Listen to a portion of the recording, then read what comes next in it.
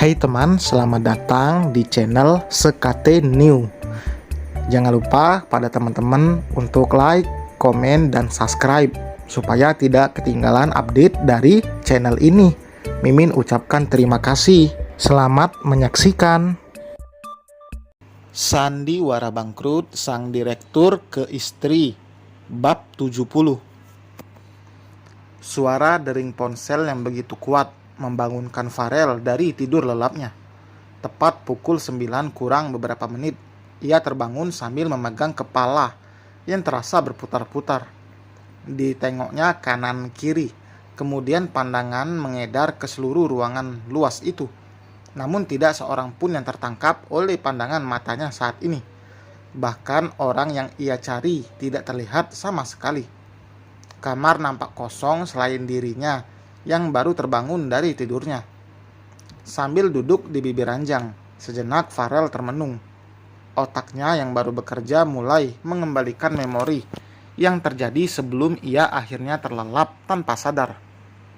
Minuman jeruk yang sama sekali tidak Farel pesan. Ia minum dengan penuh semangat ketika Mairo yang memberikan dengan diiringi kalimat rayuan. Setelah semuanya nampak gelap, hingga kesadarannya terbangun di detik ini, menyadari ada yang tidak beres, Farel segera mencari benda pribadi miliknya, berharap tidak ada yang hilang. Sayangnya, salah satu ponsel yang justru sangat penting isinya ternyata tidak ada di tempat ia meletakkannya. Dengan cepat, Farel mencari benda itu ke setiap sudut ruangan. Tetap saja tidak ditemukan.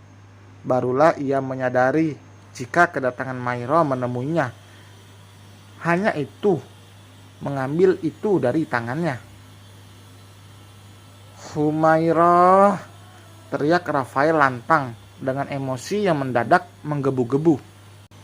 Flashback on. Entah kemana nanti kalau aku harus berpisah dari suamiku. Terlalu menyakitkan jika terus bertahan di kondisi yang tidak memungkinkan ini.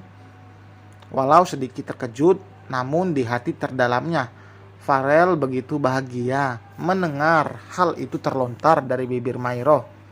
Itulah yang ia harapkan sejak lama. Kembali dengan wanita yang sebenarnya sudah ia cintai sejak awal menikah di masa lalu. "Datanglah ke tempatku kalau kejadian itu akan menjadi nyata nantinya, Humairo. Rumahku selalu terbuka untukmu, kapanpun," Farel menyarankan lembut, berharap hal itu benar-benar akan menjadi nyata.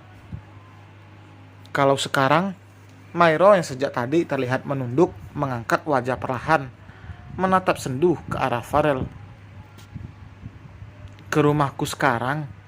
Mairo mengangguk tersenyum. "Aku butuh ketenangan," sautnya pendek.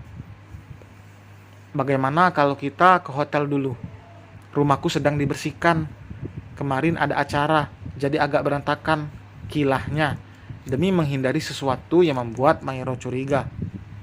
Cukup lama Mairo terdiam menata kata dan meyakinkan hati untuk memberi jawaban pasti. Namun akhirnya ia mengangguk yakin. "Baiklah, tidak apa," jawabnya. Dari balik jendela kamar hotel tempatnya menginap, Farel berdiri menatap kosong ke arah pemandangan di bawah sana. Bayangan di hari kemarin terus melintas di pikiran Rafael, hingga isi obrolan menggema mengiringi. Masih ia ingat betul. Farel menggenggam erat secari kertas berisi pesan singkat yang ia temukan setelah memberi perintah pada ajudannya untuk mencari keberadaan Mairo.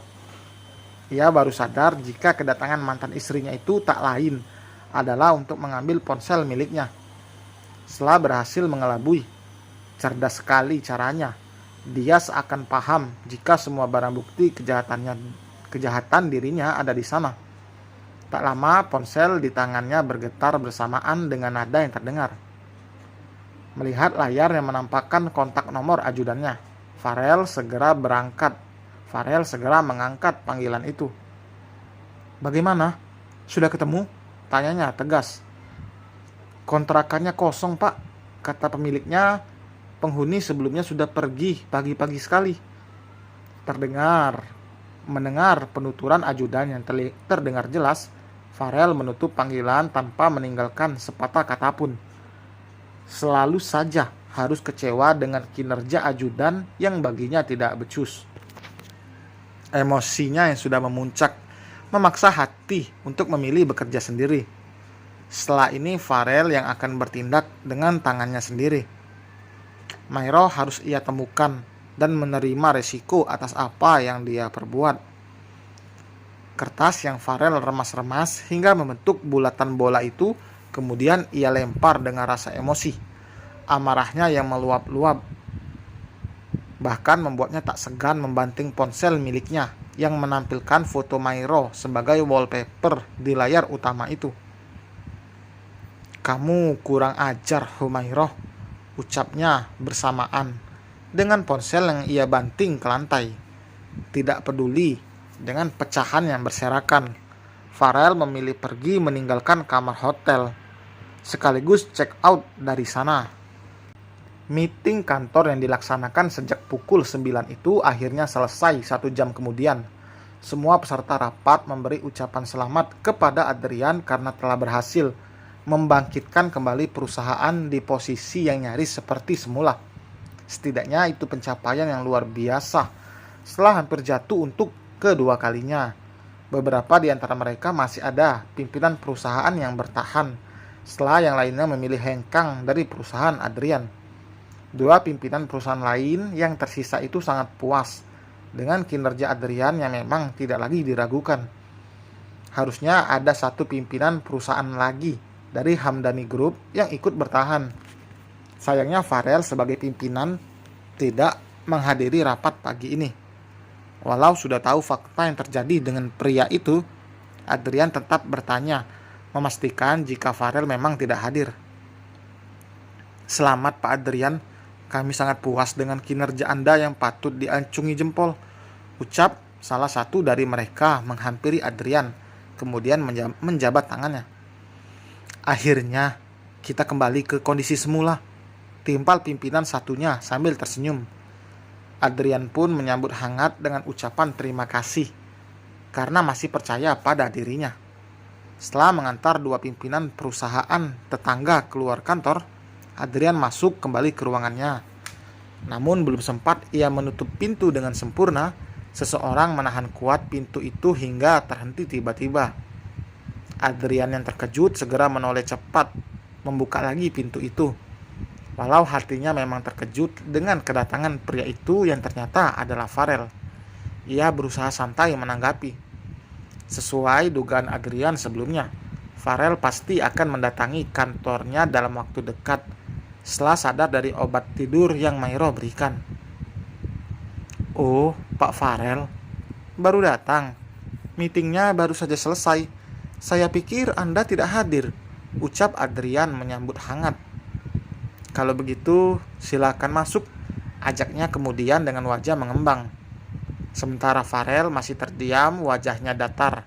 Sangat berbeda dengan yang biasa ia tampilkan di depan Adrian sebelumnya. Penuh kehangatan dan ramah. Keduanya benar-benar terbalik sekarang. Seakan bertukar jiwa dalam waktu singkat. "Anda mau masuk atau tidak, itu terserah Anda, Pak Farel. Tapi mohon maaf, saya tidak bisa menemani Anda berdiri di depan pintu seperti ini. Saya masih banyak pekerjaan." Merasa kakinya pegal karena berdiri sejak tadi, Adrian berpamitan. Lalu ia meninggalkan senyum serta anggukan. Hal yang sebelum ini tidak pernah ia lakukan di depan Farel. Tentu saja, saat ini Adrian merasa telah menang dan berhasil mengalahkan Farel secara telak. Pria yang selama ini selalu meremehkan dirinya seakan mati kutu di depannya, hingga membuat wajahnya menampakkan kemurkaan. "Kamu pikir kamu telah menang, Adrian?" ucap Farel berhasil menghentikan langkah Adrian sebelum sampai ke kursi kerjanya. Ia berbalik badan untuk menanggapi pria itu yang kini sudah masuk dan mulai mendekat ke arahnya. "Sebaiknya Anda kabur saja dari sekarang, Pak Farel, karena sebentar lagi pihak kepolisian akan memanggil Anda sebagai saksi atas ditemukannya mayat dalam mobil yang terlibat kecelakaan itu. Adrian menuturkan. Untuk menghindari ketakutan yang sebenarnya sudah bersalang dalam hatinya, Farel berusaha tersenyum menyeringai, memberi bukti bahwa ia tidak takut dengan ancaman apapun. Kamu yang harusnya hati-hati, Adrian. Farel melangkah pelan mendekati Adrian.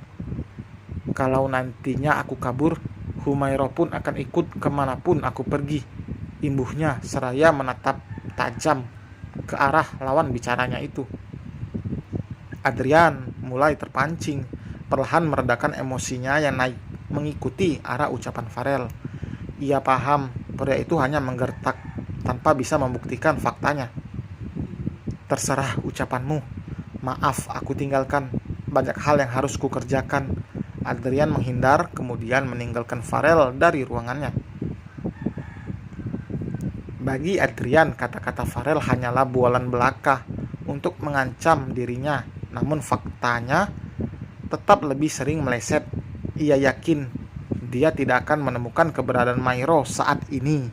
Dan selesai teman, terima kasih telah mendengarkan. Semakin kebakaran jenggot. Penasaran dengan kelanjutannya? Jangan lupa like, komen, dan subscribe. Sampai berjumpa di episode dengan bab 71. Bye.